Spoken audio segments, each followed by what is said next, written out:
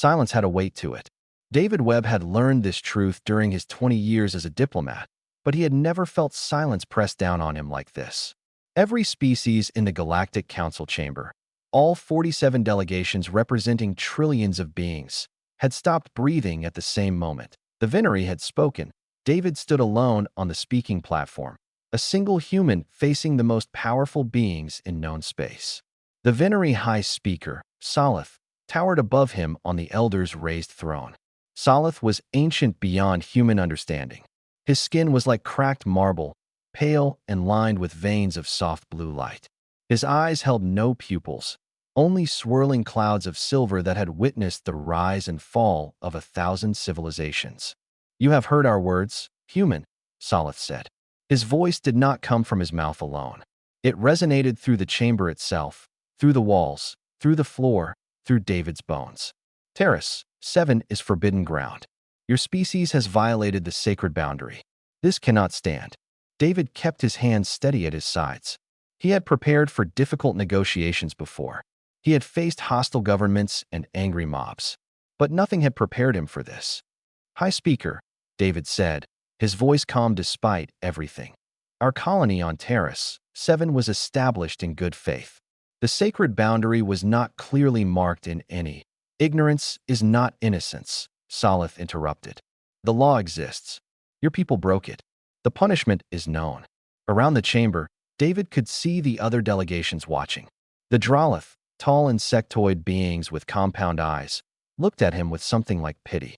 The Fenori, small and covered in soft gray fur, refused to meet his gaze at all. Even the warrior Karathi, who feared nothing in battle, kept their massive heads bowed. Everyone knew what happened to species that defied the elders.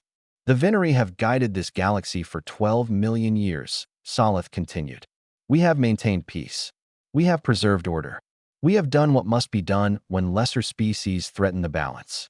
Your kind has existed for the blink of an eye. You do not understand what forces you are playing with." David took a breath. "High Speaker, there are 40,000 humans living on Terrace 7. Families, children. They have built homes there. Schools, hospitals. They have 30 standard days," Salith said. 30 days to abandon the forbidden world. Every human must leave. Every structure must be destroyed. Every trace of your presence must be erased." The silver clouds in his eyes swirled faster. "If even one human remains after 30 days, the Venery fleet will reduce your entire species to ash. This is not a threat. This is a promise. This is the law." The weight of silence returned. David could hear his own heartbeat pounding in his ears. 40,000 lives. But Salith had said something else too. "Your entire species. Earth. The colonies on Mars and Europa. The mining stations in the asteroid belt. 8 billion humans across the solar system. All of them. Gone. If even one person refused to leave a world they had every right to call home." "I must consult with my government," David said. "You may consult. You may debate. You may cry and rage and curse our names." Salith leaned forward, and for the first time, something like emotion crossed his ancient face. It was not anger. It was certainty. The absolute confidence of a being who had never been wrong in 12 million years. "But in the end, you will obey. Every species obeys. Those who do not are forgotten." David bowed his head slightly, not in submission, but in acknowledgement. He turned and walked back toward the human delegations section, feeling the eyes of the entire galaxy upon him. As he passed the Drolith ambassador, she whispered something so quietly that only he could hear. "I am sorry for your people, Ambassador Webb. Truly sorry." He did not respond. He could not, because David Webb knew something that Salith did not. He knew what the research teams had found beneath the surface of Terrace 7. He knew what the elders were really afraid of. And he knew that humanity would never abandon those 40,000 people. The Venery had ruled through fear for longer than humans had existed as a species. They had crushed rebellions and erased civilizations. They had built an empire on the bones of any who dared to question them.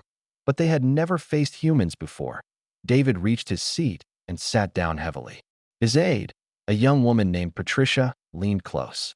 "What do we do?" she whispered. David stared at the elder throne, at Salith's swirling silver eyes, at the weight of 12 million years of absolute power. "We do what humans have always done," he said quietly. "We find another way." Above them, Salith declared the session closed. The delegations began to file out, many of them casting final pitying glances at the human section. They were already mourning a species that had been foolish enough to anger the elders. They did not know that the real war had not yet begun.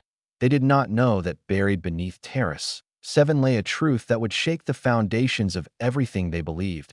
And they certainly did not know that humanity had 30 days to change the galaxy forever, or die trying.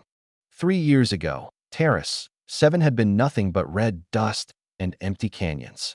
Now, looking out the window of her administration building, Grace Okonkwo could see a city. Small, yes. Simple, yes. But a city nonetheless.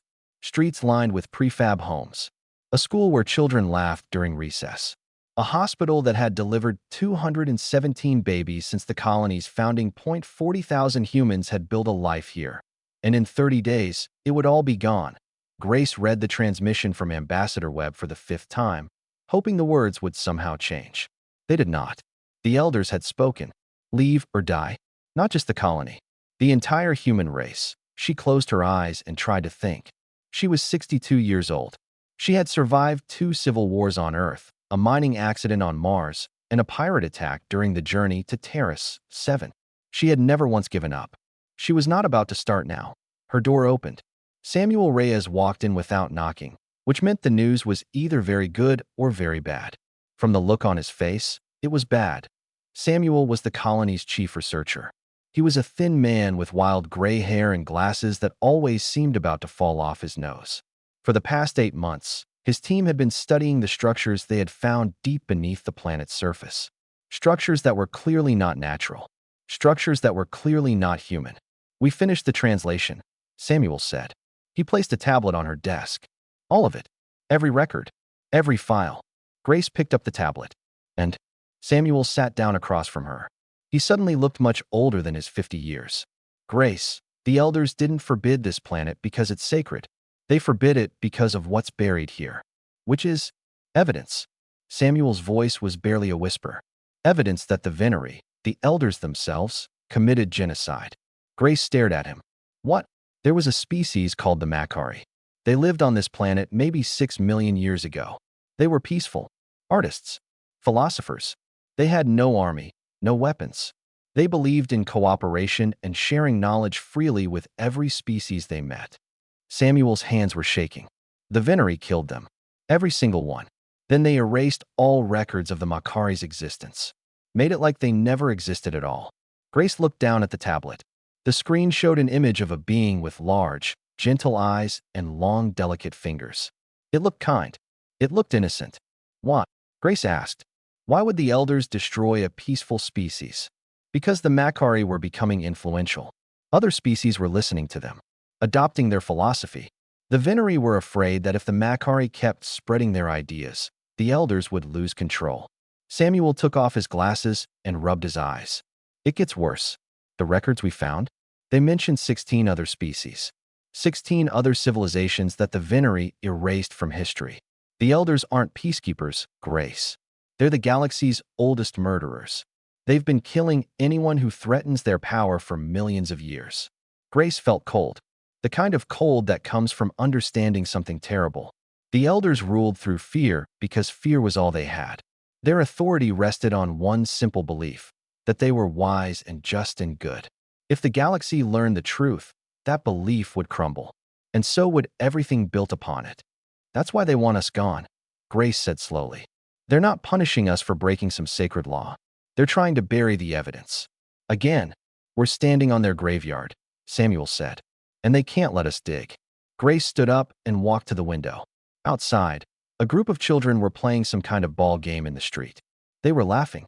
They had no idea that ancient monsters wanted them dead to protect an ancient lie. "If we leave," Grace said, "the elders will destroy everything. The Makari will be forgotten forever. So will the 16 other species. So will the truth. And if we stay, they'll kill us all," Samuel replied. Grace watched the children play. She thought about the transmission from Ambassador Webb. She thought about the elders and their 12 million years of tyranny.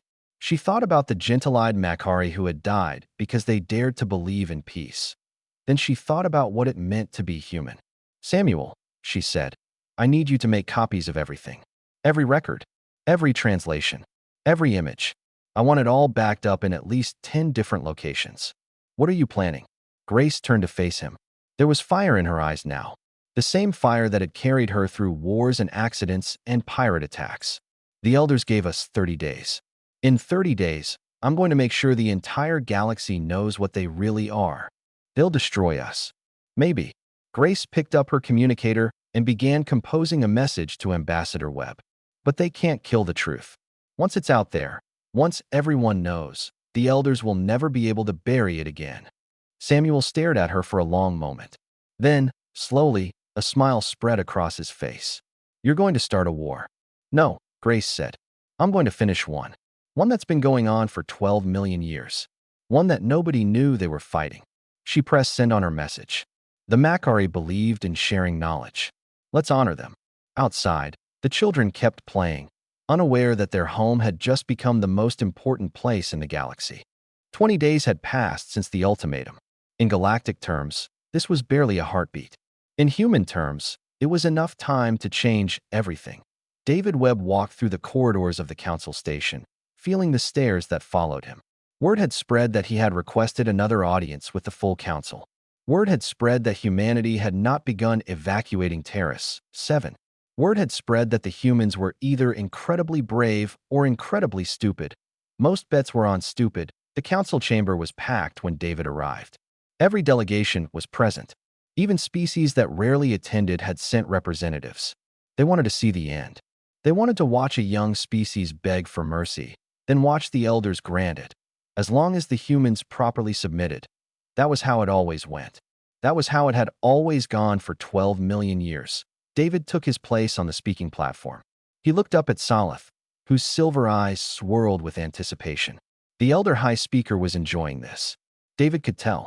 After millions of years, even ancient beings could get bored. A species foolish enough to challenge them must have seemed like entertainment.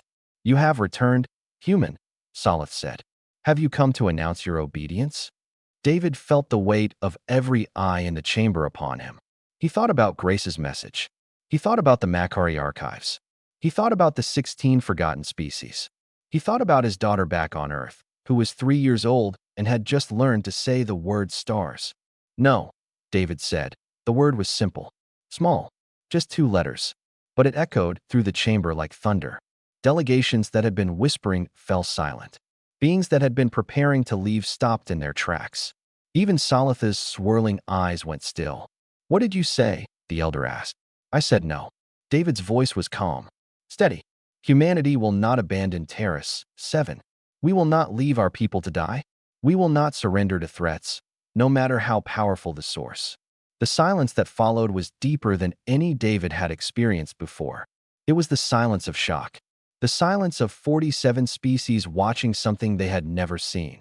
A young civilization looking into the eyes of ancient power and refusing to blink. Salith rose from his throne. He was tall, over 3 meters, and his marble skin crackled with blue lightning as anger flooded through him. Do you understand what you are doing, human? You are condemning your entire species to death. Perhaps, David said, or perhaps I am offering them something more valuable than survival. And what would that be? The truth. David raised his hand. Behind him, a massive holographic display flickered to life. It showed images, ancient images, of a planet covered in beautiful cities, of beings with gentle eyes and delicate fingers, of art and music and philosophy that had flourished millions of years before humans existed. This is the Makari homeworld, David announced, his voice now broadcasting not just to the chamber, but to every connected system in the galaxy. The Makari were a peaceful species who lived 6 million years ago. They believed in sharing knowledge freely. They believed in cooperation over competition. Salith's eyes blazed with fury. Shut this down immediately, but David kept talking. The Venery killed them. Every single one. Then they erased all evidence of the Makari's existence. They did the same to 16 other species across the ages. Anyone who threatened their power was eliminated and forgotten. The chamber erupted. Delegations were shouting. Some in anger, some in disbelief, some in something that might have been hope. We discovered their archives on Terrace 7. David continued over the chaos. That is why the elders forbid that world. Not because it is sacred, because it contains proof of their crimes. In 10 days, regardless of what happens to humanity, we will release every record to every species in the galaxy. The truth will be free. Salith raised his hand, and suddenly the chamber fell silent again. Not because everyone chose to stop talking, but because the elder had simply removed their ability to speak. Ancient power crackled around him. You think you have won something, human, Salith said. You think you have found a weapon, but you have only sealed your doom. He turned to face the assembled species. The Venery fleet, dormant for 10,000 years, will now awaken. 300 warships, 300 planet killers.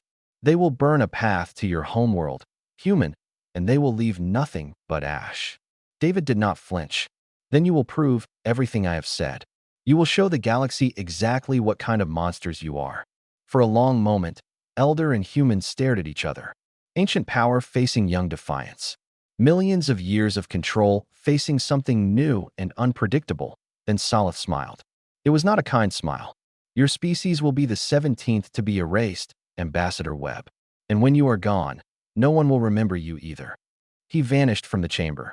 The silence he had imposed lifted, and David Webb stood alone on the platform, knowing that he had just started a war his people could not possibly win. But as he looked out at the assembled delegations, he saw something unexpected. The Drolith ambassador was watching him with something that looked like admiration. The Fenori representative had tears in her eyes. Even some of the warrior Karathi were nodding slowly. Humanity might die, but they would not die silent. They would not die obedient. And maybe, just maybe, that would be enough. 15 days left. The Venery fleet had emerged from its ancient hiding places across the galaxy, and it was everything the legends had promised. 300 warships, each one larger than most species' entire fleets combined. They moved through space like a slow tide of death, and every sensor array in the galaxy was tracking their progress. That on Terrace 7, Grace Okonkwo watched the tracking data with tired eyes. She had not slept properly in 5 days. None of them had. There was too much work to do. The Makari archives were vast, millions of files, recordings, images, and documents. Samuel's team was working around the clock to translate and organize everything. They had to make sure that when they released the data, it would be impossible to dismiss. Every piece of evidence had to be perfect. Every claim had to be undeniable. It was the most important homework assignment in human history. Grace. Patricia's voice came through the communicator. Patricia had traveled to Terrace 7 after the council meeting, having volunteered to help with the data transmission. You need to see this. Encrypted channel. Drolith's signature. Grace frowned. The Drolith had been watching humanity's defiance from a distance, like everyone else. They had offered sympathy, but nothing more. Why would they be reaching out now? She opened the channel. The face that appeared on her screen belonged to Ambassador Kyra, the Drolith delegate she had seen in David's briefing recordings. The ambassador's compound eyes reflected light in dozens of shades of blue. Administrator Okonkwo, Kyra said, I am taking a great risk by contacting you. If the elders discover this transmission, my people will suffer for it. Then why contact us at all? Kyra's mandibles clicked, the Drolith equivalent of a sigh. Because my people have suspected the truth about the Venery for centuries. We have found fragments, hints, pieces of stories that did not match the official history. We could never prove anything, but we knew. We knew they were not what they claimed to be. Grace leaned forward. And now you have given us proof. Ambassador Webb's broadcast is the most watched recording in galactic history. Every species is talking about it. Some are dismissing it as human fabrication, but many are asking questions they never dared to ask before. Questions won't stop the fleet. No, Kyra agreed. But questions might wake up those who have been sleeping. She paused. The Fenori have already contacted us. So have the Karathi and 11 other species. We are not ready to openly defy the elders, but we are ready to watch. And if the moment comes, if there is any chance at all, some of us may be willing to act. Grace felt something she had not felt in days. Hope. Small and fragile, but real. What do you need from us? She asked. Time, Kyra said. Release your evidence as soon as possible. Before the fleet arrives. Let the galaxy see everything. Let them understand what the Venery have done and what they are about to do again. Her voice hardened. Make it impossible for anyone to look away. The transmission ended. Grace sat in silence for a moment, processing. Then she stood up and walked to Samuel's lab. She found him surrounded by screens, each one displaying a different piece of the Macquarie archives. His team was scattered around the room, working at various stations. The air smelled of old food and exhaustion. "Samuel," Grace said, "how much more time do you need?" He looked up. His eyes were red from staring at screens. "To do it properly? Another 10 days at least. We have 7. Samuel's face fell. Then, slowly, he nodded. "Then we do it in 7. We cut the parts that aren't essential. We focus on the strongest evidence, the clearest proof. Can you do it?" He looked around at his team. Exhausted humans who had given everything for a cause that would probably kill them. "Yeah," he said. "We can do it." Grace placed her hand on his shoulder. The Drolith reached out. So did others. They're watching. They're waiting. For what? For us to give them a reason to believe. Grace smiled. It was a tired smile, but genuine. So let's give them one. Outside, the red dust of Terrace 7 swirled in the wind. Above, the stars burned cold and distant, indifferent to the tiny beings racing against impossible odds. And somewhere out there, 300 warships continued their slow march toward destruction. But something else was happening too. On dozens of worlds, in hundreds of governments, beings were whispering to each other, asking questions, sharing doubts. The cracks in the Elders' authority were spreading. The Venery had ruled through fear for 12 million years. They had crushed every rebellion, silenced every dissent, erased every threat. But they had never faced a species willing to die for the truth. And they had never faced a galaxy ready to listen. 7 days remained. 7 days to change everything, or lose it all. The transmission began at exactly midnight, Galactic Standard Time. It was broadcast on every frequency, to every world, through every communication network in known space. There was nowhere to hide from it. There was no way to stop it. The Macquarie archives were finally free. Grace watched the data streams flowing outward from Terrace 7 like ripples in a pond. Billions of files, millions of images, thousands of hours of recordings, 6 million years of hidden truth, unleashed in a single moment. The first recording to spread was the simplest. It showed a Macquarie city, beautiful towers of crystal and light, streets filled with beings walking peacefully together. Then, without warning, fire fell from the sky. Venery warships appeared above the city, and within minutes, everything was burning. The recording captured the sounds of screaming, the sounds of dying, the sounds of an entire civilization being erased. The second most shared file was a document. It contained orders from the Venery High Council, orders signed by Solith himself, authorizing the complete destruction of the Macquarie species. The document listed reasons: growing influence, dangerous ideology, threat to established order. Not crimes, not attacks, just ideas that the Elders found threatening. By the time the sun rose on Earth, the galaxy was in chaos. David Webb stood in the human embassy, watching feeds from dozens of worlds. On Drala Prime, massive crowds had gathered outside government buildings, demanding answers. On the Fenori homeworld, citizens were openly burning symbols of the Galactic Council. Even on worlds where the Venery had always been treated like gods, people were asking questions that had been forbidden for millions of years. The Drolith were the first to act officially. Ambassador Kyra appeared on a public broadcast, announcing that her government was formally withdrawing from the Galactic Council. "We cannot serve masters who built their throne on graves," she declared. "The Drolith will find their own path." Within hours, the Fenori followed.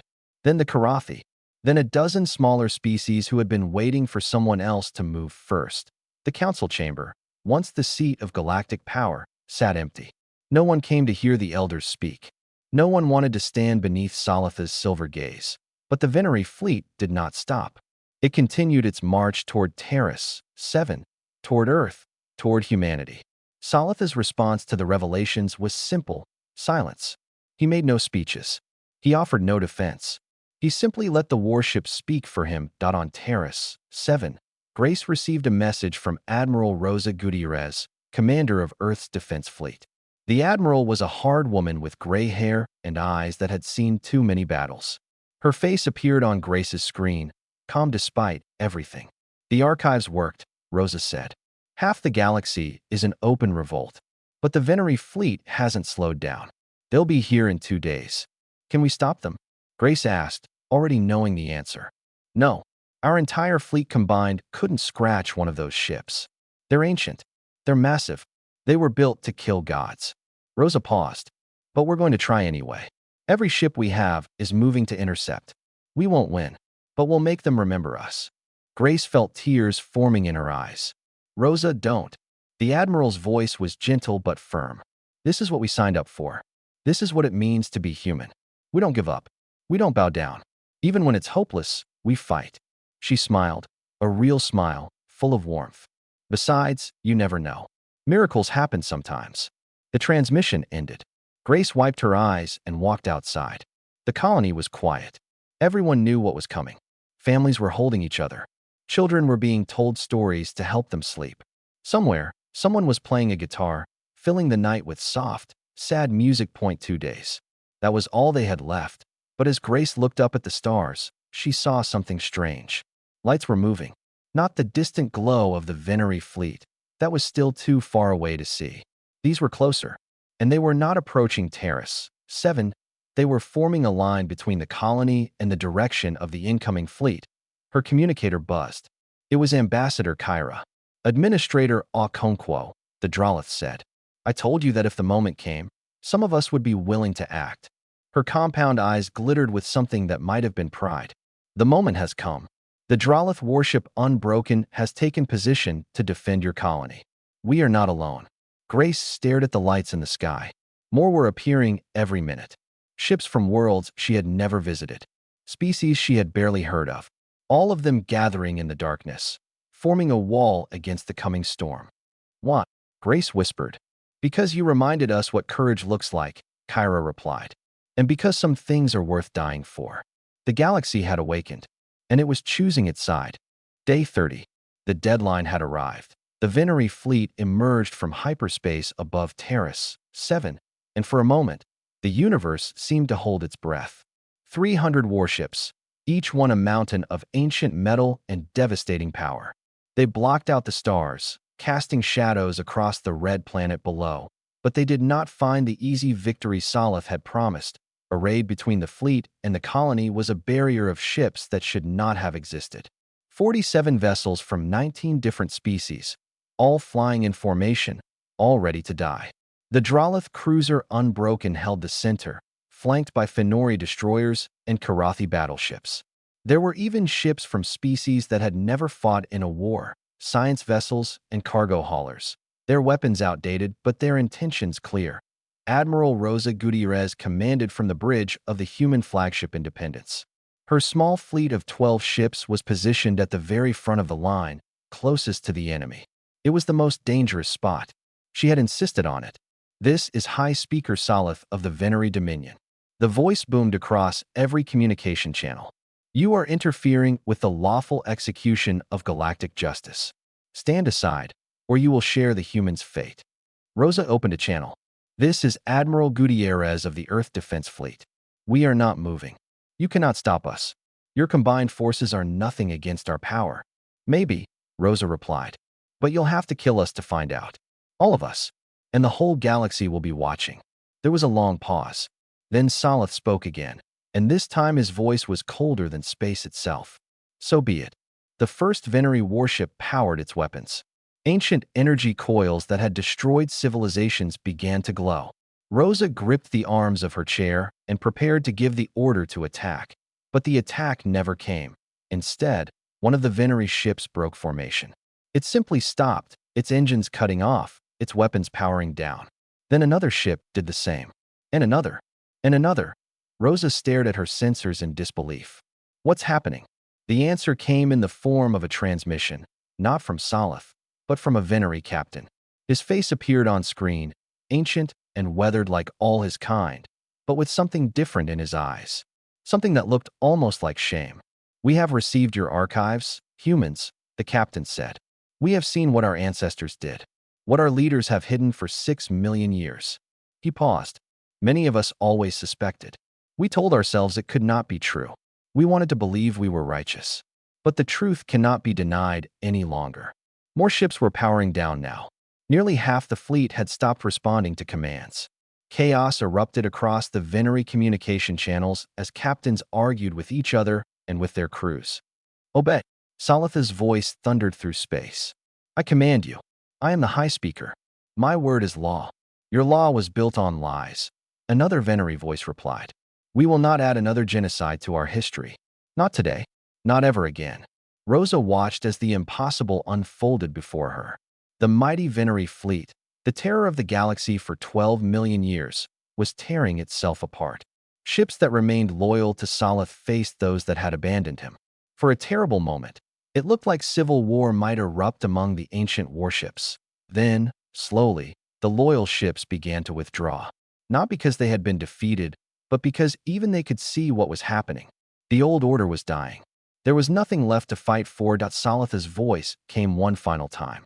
It was no longer commanding. It was broken. You have destroyed everything.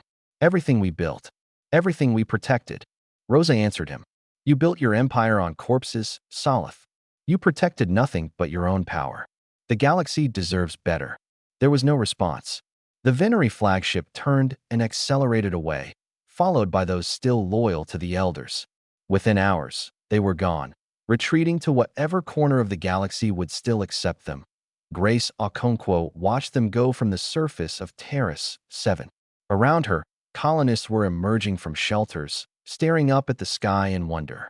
Children pointed at the Allied ships still holding formation above them. Some people were crying. Some were laughing. Most were simply standing in silence, unable to believe they were still alive. David Webb's face appeared on her communicator. He looked exhausted but happy. Grace, we did it. Did we? She looked around at the red dust, at the prefab buildings, at the 40,000 humans who had refused to run. What happens now? Now we build something new. The council is gone. The elders are discredited. 100 species are looking for leadership, for guidance, for someone to show them a different way. He smiled. I think they're looking at us. Grace laughed. It was a tired laugh, but genuine. Humanity? Leading the galaxy. We have experience with this kind of thing. Revolution. Standing up to tyrants. Building something better from the ashes. David's smile softened. We've been preparing for this moment since we first looked up at the stars. That night, there was a celebration on Terrace 7. Music and dancing and feasting, with representatives from a dozen species joining the humans they had helped save. Admiral Gutierrez danced with a Fenori captain. Samuel Reyes shared drinks with Droloth scientists. For one night, the galaxy felt smaller, closer, more hopeful than it had ever been. A reporter asked David Webb what message he had for humanity, for all the species who had stood with them. That he thought for a moment. Then he said, the elders ruled through fear because fear was all they had. We offered something different. We offered the truth and the courage to face it. That's what changed everything. He looked up at the stars, the same stars that humans had watched since they first walked upright on a small blue world. The galaxy is free now, he said quietly. Let's make sure it stays that way. And so it did.